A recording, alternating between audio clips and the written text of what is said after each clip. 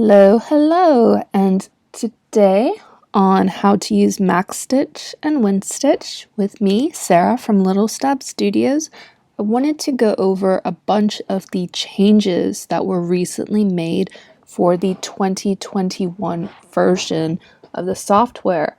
I upgraded about a week ago, and I have been really busy making a bunch of new patterns, making some new videos, and I have had a ton of fun exploring all of the new features in this upgrade. And I wanted to kind of give my review, my take on it, and mention some of the changes that I think are really good. And overall, I am super, super happy with this upgrade. I think they did a great job with it, and I would highly encourage anybody who hasn't upgraded their software in a while to go ahead and do that so that you can take advantage of all of the great new tools that we have available. And I looked on their website and I tried out all of the ones that they specifically mentioned, and I thought I would do that with this free pattern that I'm working on for my website. This is on 32 count, so it is super teeny tiny. It is less than an inch. This is going to be actually for some cross-stitch earrings that I'm going to be doing a how-to video on. And I'll go ahead and leave a link in the description to this pattern. So you can stitch that if you'd like to. But I want to show some of the awesome tools that we've got going on in the 2021 version. So first up is a change that you probably won't notice, but Ursa Software is really awesome, and they're working on a new file format because they want to make sure that we don't have any orphan software programs. This was a big problem back in the 90s. I'm in my 30s, so I kind of remember old-fashioned software and how difficult it was to share files.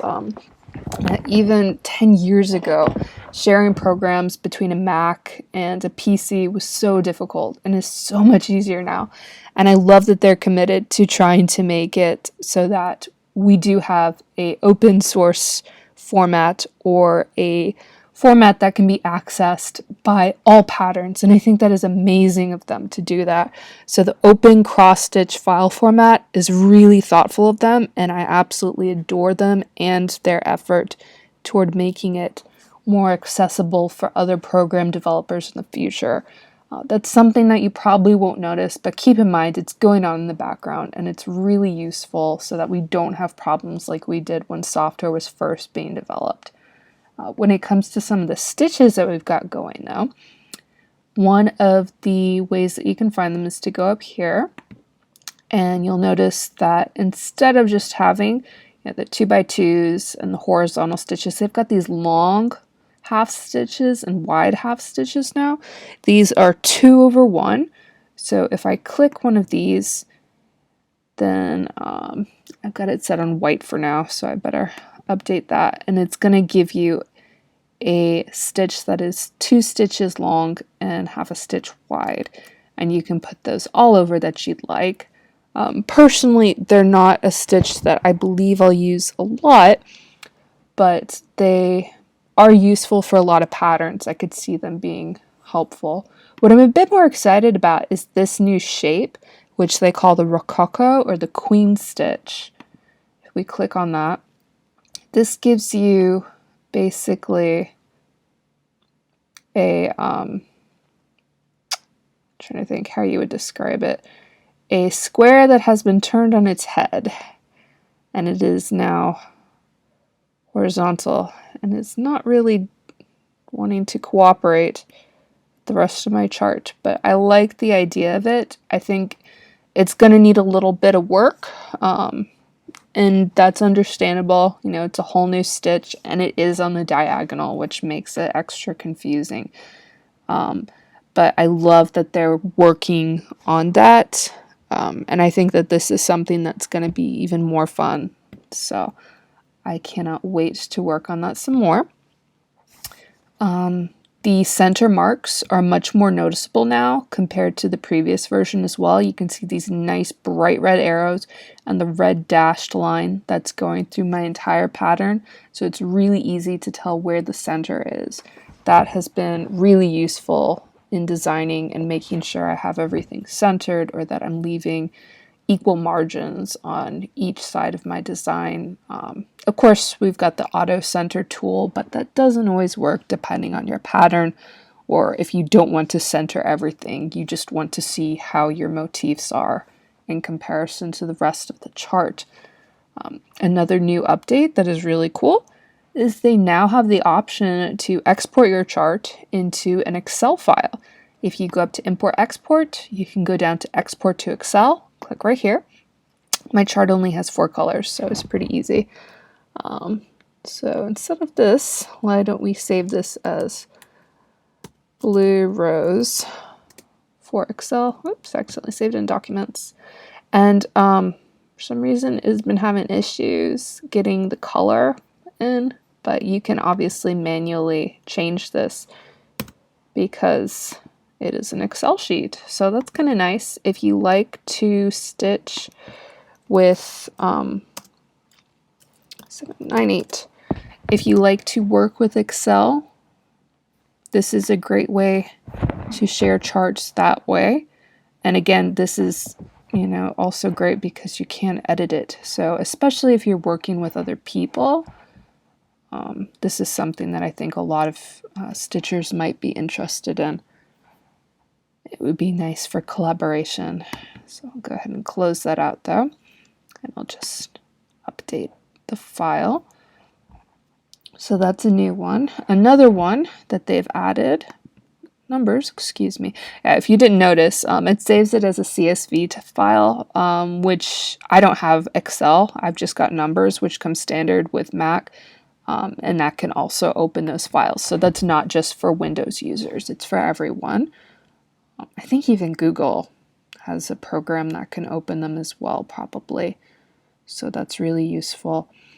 Another good one is the export to PDF with key on one page. I like this one a lot because it used to be if you had in your chart, if you had beads, if you had backstitch, that it would come up with a new key for all of those, and now you can simplify that. So this is really good if you've got more simple charts, if you don't have a million colors, you don't have 1,000 types of backstitch or any extras like that.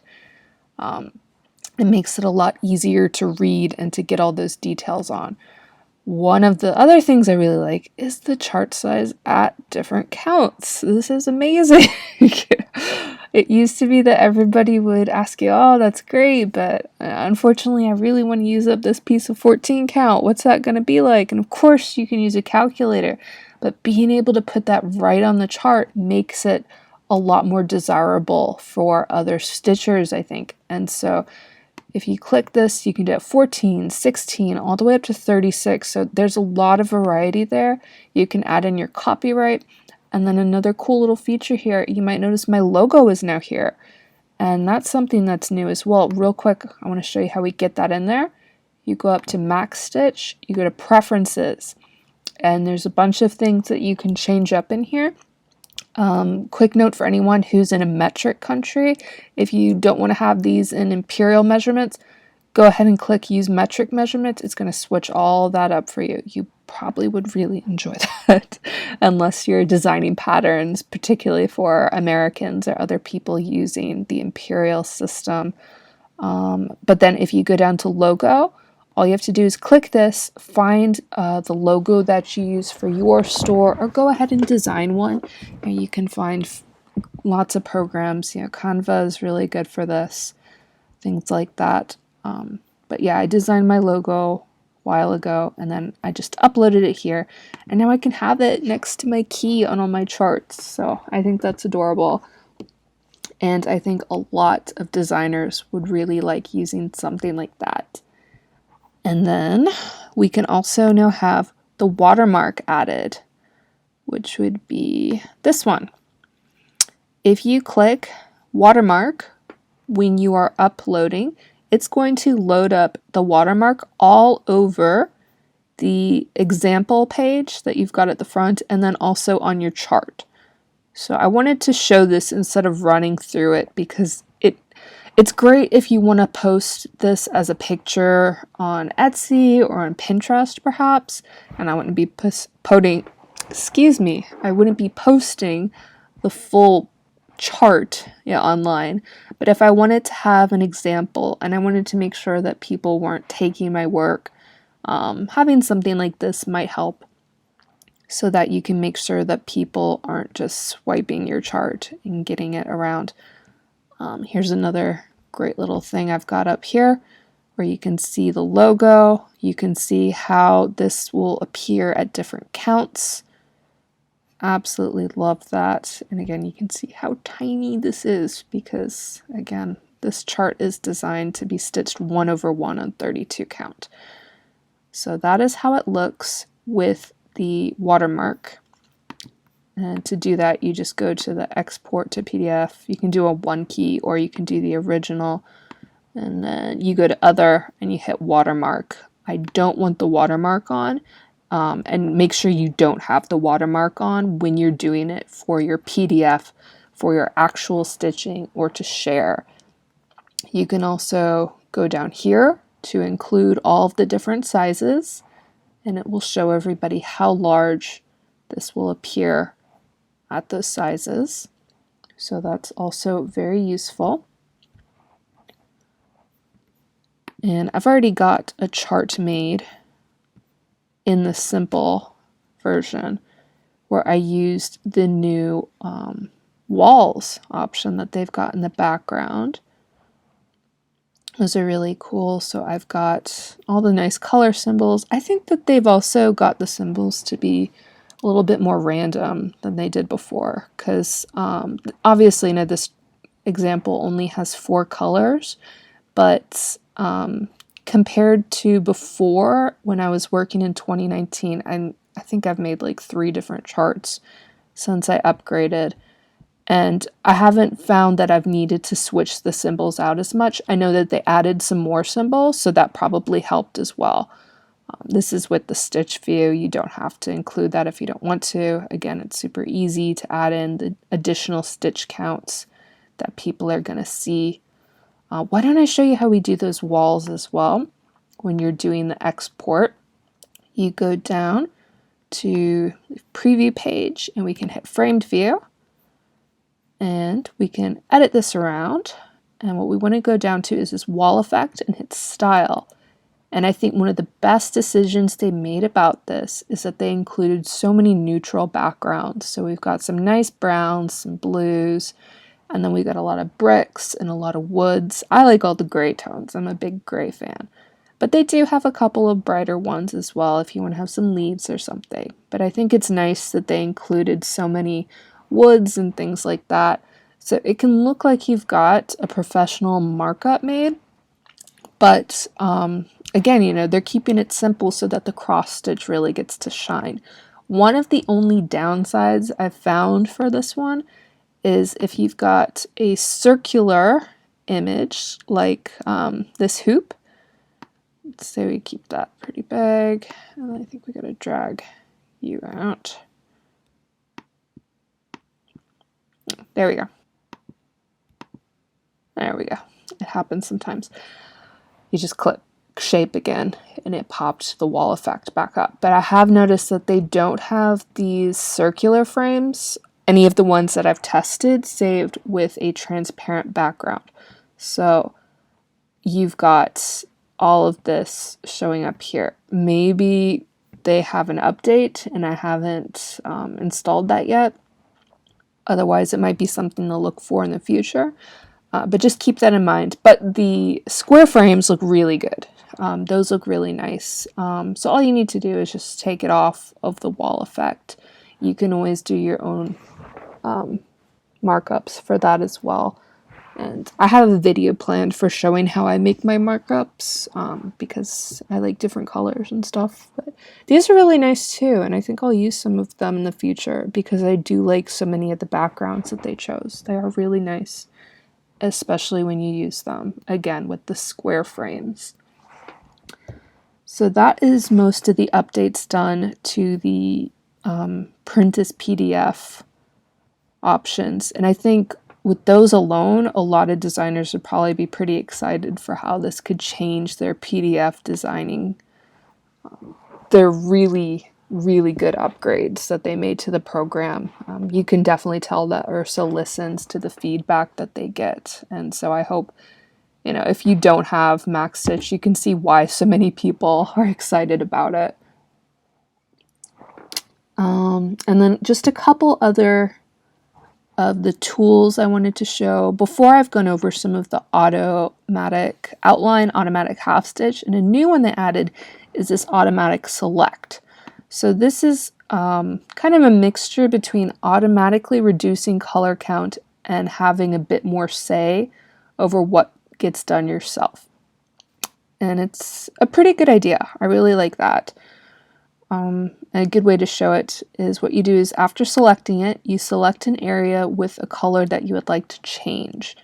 And it is going to select every single color that is that stitch. So what is that? I think that's my DMC 798. It is only going to select the 798 that is touching each other. So it can't get this one because it's separated by this darker blue and this lighter blue. It's not connected to this specific area of the 798. And then if I want to reduce, maybe I don't want to have this light blue in anymore, I click it and it's going to change it to 798 as well. And then click it again and it's going to change that too. So it's a really useful tool to reduce your colors, but in a way that you are very much in control of the changes. The only issue I found so far is it doesn't seem to enjoy the undo button. So anytime you make changes like that, you want to close it. If you don't want to save it, then click don't save, because I have not found a way to get it to undo. Again, a minor little thing, and I'm sure that if they aren't aware of it, they'll probably work on it. And then another one, that's why I had this one open. I was working on some of the new backstitch functions that they've got.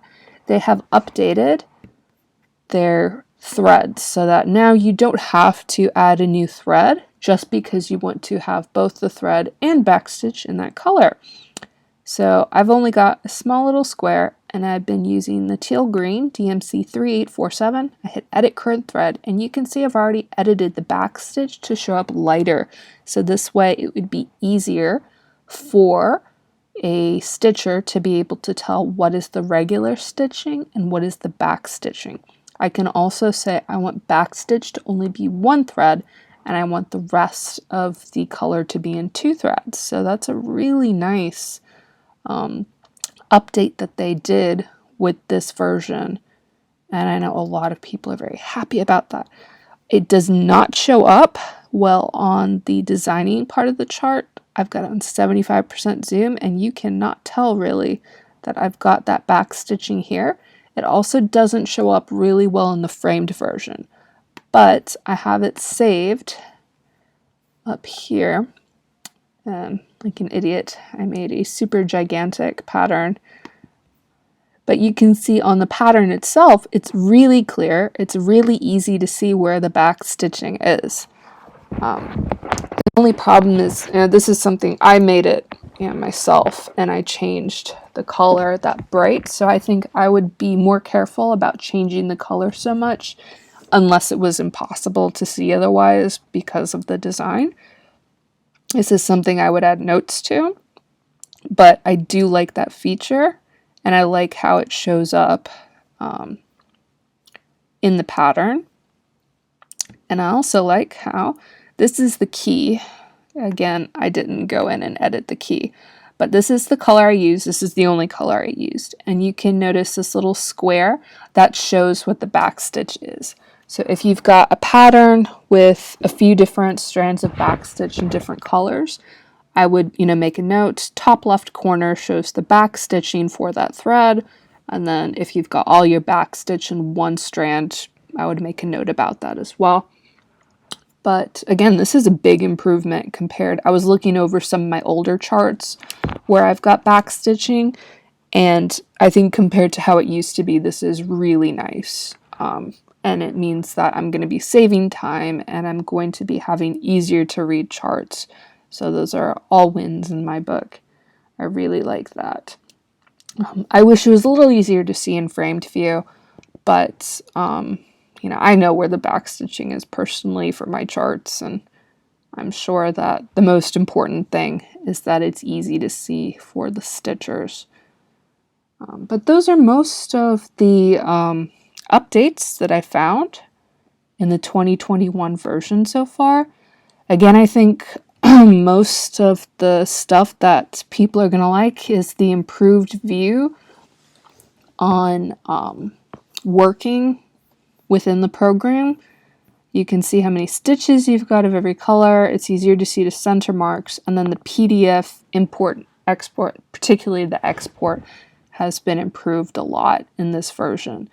So if you're a designer, if you want to be a designer, and if you are looking for a good program for exporting your patterns into PDF files, MacStitch has made some really great upgrades, and I think it would be really useful. And in general, I think that I'm really going to have fun with the 2021 version. So I hope this is helpful. If you weren't sure about upgrading, you could see all of the major changes that they made. If you have any questions about using any of the tools in more detail, please let me know. And I will be working on a few more videos, so hopefully I will be posting soon. Have a wonderful day.